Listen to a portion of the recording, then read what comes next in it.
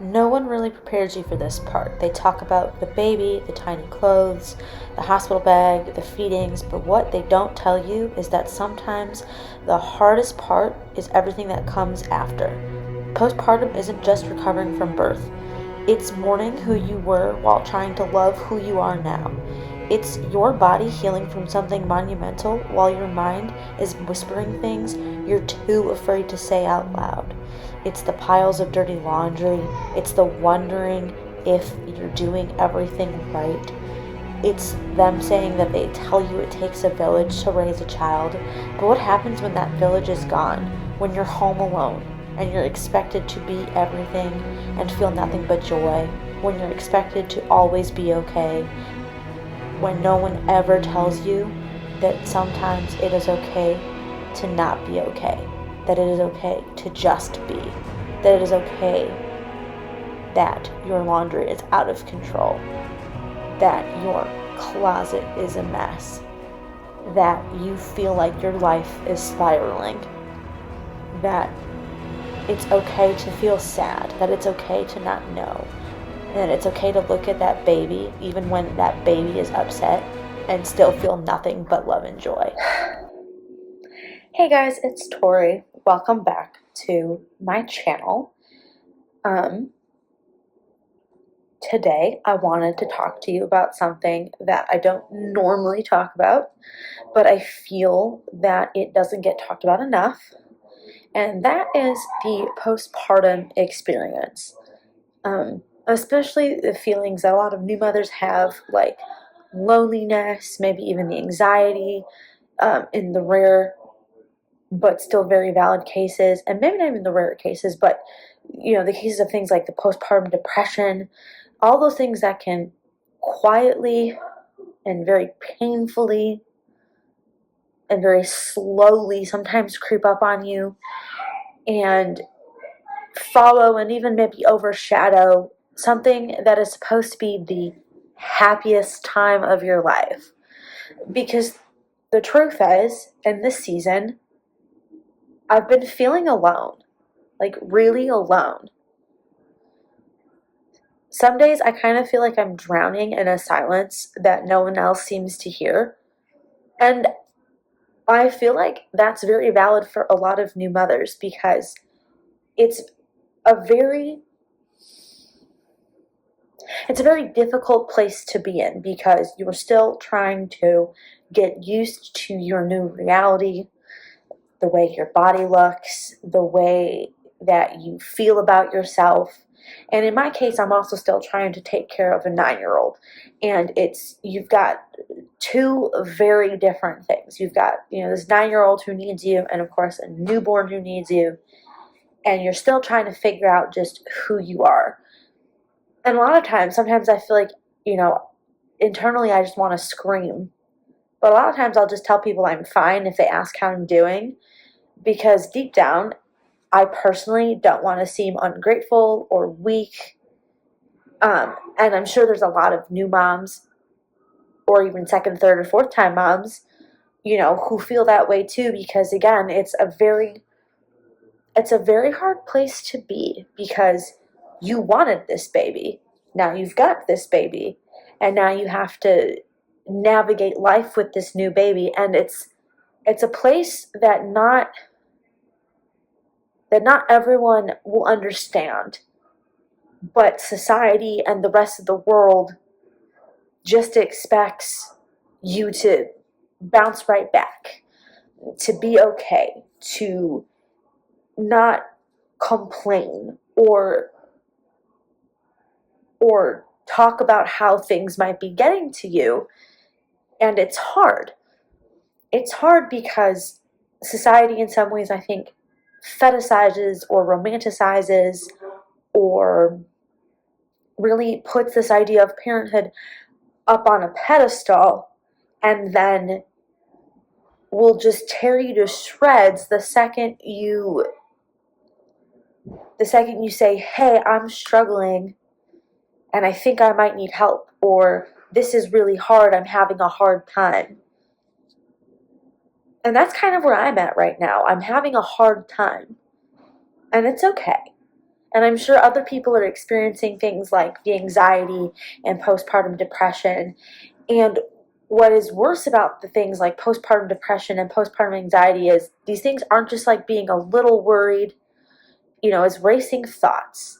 It's maybe irrational fears. It's constantly checking to see if the baby's breathing, even though you know the baby's breathing. And the postpartum depression sometimes isn't just feeling sad. It's a heaviness. Sometimes it can feel like a numbness.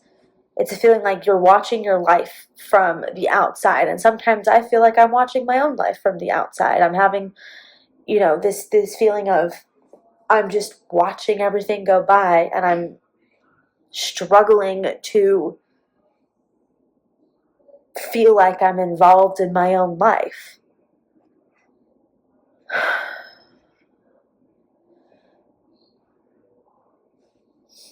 And it's weird to be in that place. And I have issues with anxiety and depression, like not even from a postpartum standpoint. I was diagnosed in 2014 clinically with depression and anxiety, and ADHD and all of this other stuff that already makes me a little neurospicy. And so I always worry or wonder if sometimes the way I'm feeling in this season of postpartum has more to do with, just I'm already neurodivergent, I'm already neurospicy, I already have a predisposition for anxiety and depression. I'm not on my medication for my ADHD because I'm breastfeeding.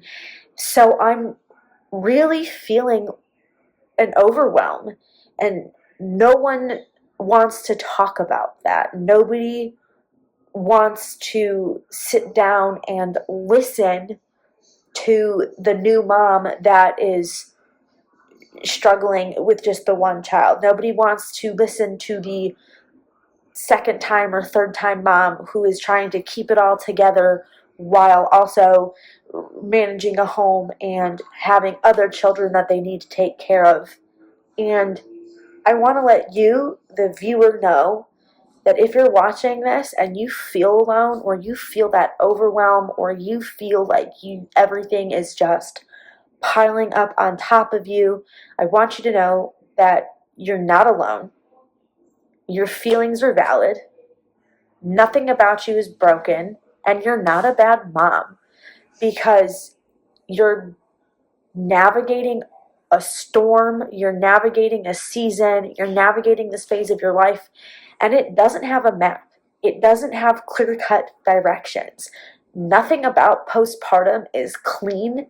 It's messy. It's emotional. It's a lot of things. And it's okay to feel not okay. It's okay to say, hey, I need help. It's okay to say, I'm struggling and I need to take a minute. Because in this season of life, it just happens. I'm having a hard time. This postpartum season for me is a little bit more challenging than it was when I was postpartum with Riley, and that was almost a decade ago.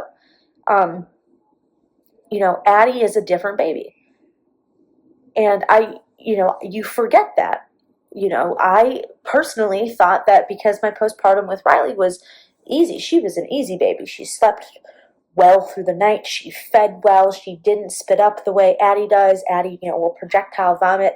Riley did not have a cow's milk protein issue the way Addie does. Things are so different, but I find myself, initially comparing things, even pregnancy-wise, totally different pregnancies. And I find myself comparing my postpartum with Addie to Riley, and then that just gets me in this feeling that I really am a bad mom, that I'm not doing the things that I'm supposed to do, that somehow I've failed. And it's a hard place to be. So again, I want to let all of you, moms out there, and even if you're not a mom, if you just have anxiety and depression, or you're feeling that type of way, I want you all to know that, you can reach out. You can reach out to me. Can reach out to your friends or to a partner, to a therapist if you have one, to a support group, to anyone. This isn't anything that you should be sitting with and trying to deal with on your own, because you don't have to do it alone. And so this is my message to all of you, that if you need a community or a place to sit, especially with your feelings that you may be feeling in this postpartum season, you can come join me here. We can sit and talk together. I welcome that. I encourage all of that. I want everyone to know that there is a place for you here.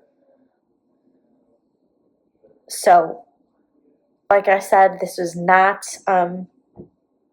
the normal kind of video that I normally make, but I felt compelled because I've been having a rough time, and I want all of you to know that if you're having a rough time too, it's okay, and things get better, and it's okay to not be okay. So thanks for watching, and I'll see you guys in the next one, where hopefully I will give you a lot more information on what's really been going on with Addie and just everything with the numerous hospital stays we've had. But if you like motherhood type content, or if you have enjoyed the very real, very raw, very unaesthetic, non-edited content that I've been putting out, please feel free to subscribe. We'd love to have you along with this journey. Bye, guys.